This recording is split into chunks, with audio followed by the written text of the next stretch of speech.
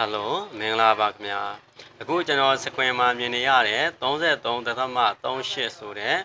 ဒေါ်လာလေးကိုသိကြပါသလားဒါဟာကျွန်တော်တို့ channel ရဲ့ CPN နှုန်းထားတွေပဲဖြစ်ပါတယ်ဆိုလိုတာက view 1000ဆိုရင်ကြော်ညာရှင်တွေကဒေါ်လာ32အထိပေးဖို့အဆင်သင့်ရှိနေတဲ့သဘောပါပဲလူတော်တော်များများက YouTube မှာပတ်စံအများကြီးရဖို့ view တန်းချီလိုတယ်လို့ထင်နေကြပါတယ်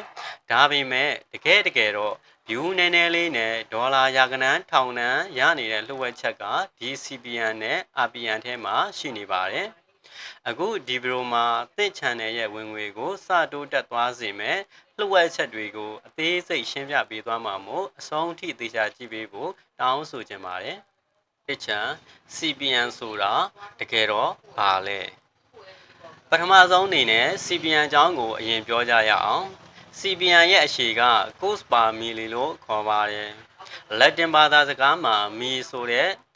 မီဆိုတာက1000လို့အဓိပ္ပာယ်ရတာမို့ကြော်ညာရှင်တွေကသင့်ရဲ့ဗီဒီယိုကိုကြော်ညာပြသခွင့်ရဖို့အတွက် view 1000တိုင်းမှာ YouTube ကိုပေးရတဲ့နှုန်းထားတွေပဲဖြစ်ပါတယ်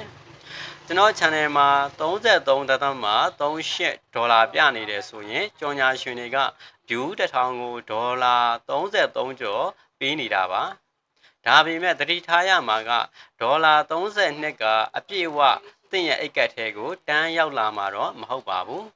ဘာလို့လဲဆိုတော့ YouTube ကဂျားထဲကနေပြီးတော့မှ45ရာခိုင်နှုန်းကို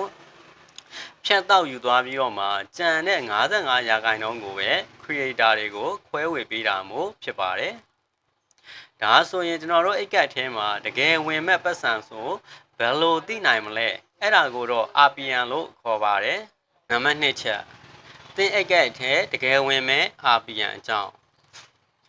RPN ဆိုတာကတော့ revenue per milli လို့အဓိပ္ပာယ်ရပါတယ်ဒါကတော့အခွန်တွေ YouTube ရဲ့ဖြတ်တောက်မှုတွေအားလုံးနှုတ်ပြီးသားသင်အိတ်ကတ်ထဲတကယ်ဝင်မဲ့အသက်တင်ဝင်ငွေကိုပြတာဖြစ်ပါတယ်ဥပမာအားဖြင့်သင်ဗီဒီယိုရဲ့ RPM က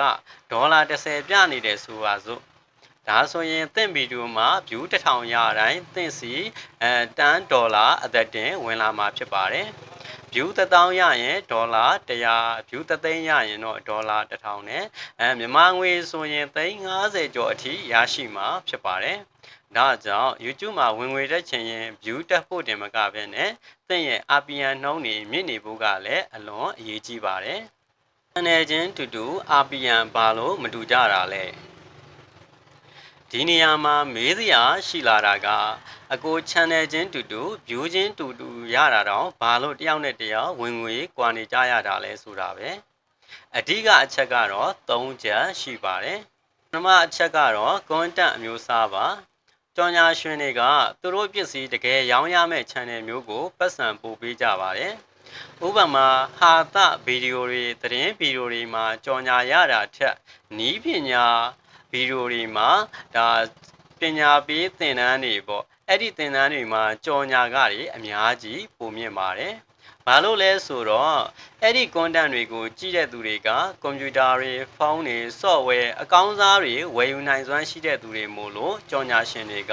ဈေးကြီးပေးကြော်ညာကြတာဖြစ်ပါတယ်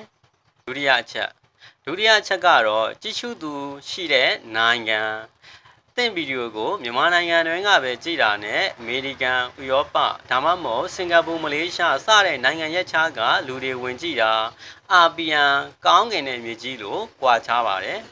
နိုင်ငံရဲ့ခြားကကြော်ညာရှင်တွေကငွေကြေးအင်အားတောင်းတဲ့အတွက်နှုံထားပုံမြင့်ပါတယ်တတိယချက်ဗီဒီယိုကြာချိန်ဗီဒီယိုက10မိနစ်အောက်ပဲရှိရင်ဗီဒီယိုအစနဲ့အဆုံးမှာပဲကြော်ညာပြခွင့်ရလို့ RPN နည်းပါတယ်ဗီဒီယိုက10မိနစ်ကျော်ရင်တော့ဗီဒီယိုအလယ်မှာပါကြော်ညာတွေကိုစိတ်ကြညှက်ထည့်လို့ရလို့ဝင်ငွေကစတိုးတက်သွားပါတယ်ဝင်ငွေအများဆုံးရအောင်ဘယ်လိုလုပ်ရမလဲကဲဒါဆိုရင်ဒီ33ဒေါ်လာကျော်အထိရှိနေတဲ့ CPN ရွှေရင်းကြီးကိုအမိရဖမ်းဆွဲပြီးဝင်ငွေအပြည့်ဝရအောင်ဘယ်လိုလုပ်ရမလဲအဲ့တော့ကျွန်တော်အကြံပြုခြင်းတဲ့လှုပ်ဝက်ချက်3ချက်ရှိပါတယ်နံပါတ်1ဗီဒီယိုတွေကိုအနည်းဆုံး10မိနစ်ကျော်အောင်လုပ်ပါဒါမှကျွန်တော်တို့ဗီဒီယိုအလဲမှာ Miss Row ADS ဆိုတဲ့ကြော်ညာတွေအများကြီးထည့်နိုင်ပြီးတော့ကြည့်ရှုသူတယောက်တည်းစီကနေကြော်ညာ2ကြိမ်3ကြိမ်ပြသခွင့်ရမှာဖြစ်ပါတယ်နံပါတ်1နိုင်ငံတကာပြည်သက်တွေကိုဆွဲဆောင်ပါဗီဒီယိုရဲ့ title description တွေမှာအင်္ဂလိပ်လိုပါတွဲပြီးရေးပါဗီဒီယိုထဲမှာအင်္ဂလိပ်စာတန်းထိုးလေးတွေထည့်ပြီးရင်ပိုကောင်းပါတယ်ဒါမှပဲ high CPM နိုင်ငံတွေကပြီးတော့မှဝင်ကြည့်ပြီး RPM တွေတက်လာမှာဖြစ်ပါတယ်နံပါတ်3ကြည့်ရှုသူတွေကိုဗီဒီယိုထဲမှာအကြာကြီးမျောနေပါစေဗီဒီယိုအစမှာတင်စိတ်ဝင်စားဖို့ကောင်းတဲ့နည်းလမ်းတွေကိုချပြပြီးဆွဲဆောင်ထားပါလူတွေဗီဒီယိုကိုကြာကြီးကြည့်လေကြော်ညာပုံမြင့်ရလေဖြစ်ပြီးတော့မှဝင်ငွေပိုရလေဖြစ်ပါတယ်ဒီလိုမျှဝေပေးခဲ့တဲ့ CPM နဲ့ RPM အကြောင်းကသင်ရဲ့ YouTube ခီးလန်းအတွက်အထောက်အကူဖြစ်မယ်လို့မျှော်လင့်ပါတယ်သင် channel ရဲ့ RPM ကိုအခုလက်ရှိဘယ်လောက်ပြနေလဲဆိုတာအောက်က comment လေးတွေမှာရေးပေးသွားခဲ့ပါအောင်ဒီလိုမျိုး YouTube content